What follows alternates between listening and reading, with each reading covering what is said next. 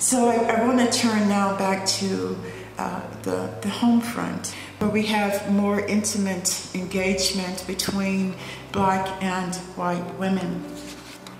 Former mistresses and mistresses at the time of the war increasingly described the enslaved women who worked for them as, quote, an ungovernable people. And what did they mean by that? They meant that these women in their homes, who had always been problematic and problems, during the war had become completely ungovernable. The Civil War would lay bare the core antagonisms that existed between plantation mistresses and the women who worked for them. It would strip the plantation household of its veneer of privacy, of its veneer of gentility and respectability. By the war's end, the plantation household had been destroyed, and black and white women in that household had been transformed. Plantation mistresses and plantation homes were and remain in our sort of public consciousness, our popular consciousness, symbolic of Southern gentility, symbolic of Southern beauty, even.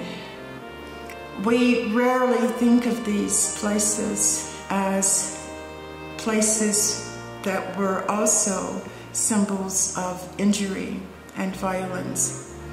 Places that were just as horrendous in many ways as the fields where people labored to grow sugar or wheat or cotton or tobacco.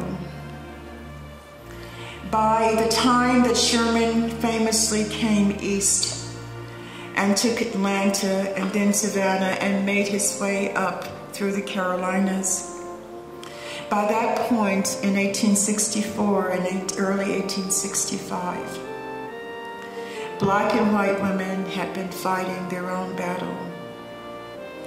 Enslaved women had, through their own actions, challenged the power of their mistresses.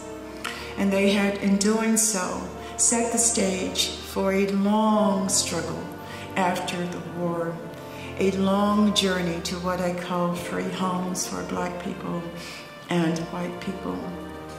We all know, and we've known since the war ended, at the moment when women began penning reminiscences and putting forth to the public's, or in the public's eye, the journals that they had kept during the war. Through those journals and reminiscences, and even through the wartime accounts, we know that in this war between black and white women, the household slaves were the first to make trouble. In June of 1861, when the war had barely begun, one plantation mistress recorded what I call evidence of the first round of the battle. When she said in her journal that the house servants were giving her a lot of trouble. They were lazy and disobedient, and she was going to have to punish one or two by sending them to the field. I suppose, she wrote, the excitement in the air has affected them. The first Battle of Bull Run had taken place just a week before she recorded this trouble with her slaves. And Confederate mobilization, military mobilization, had helped to reduce what she called excitement in the air. That excitement in the air was taken, she took one way, and her slaves took another way.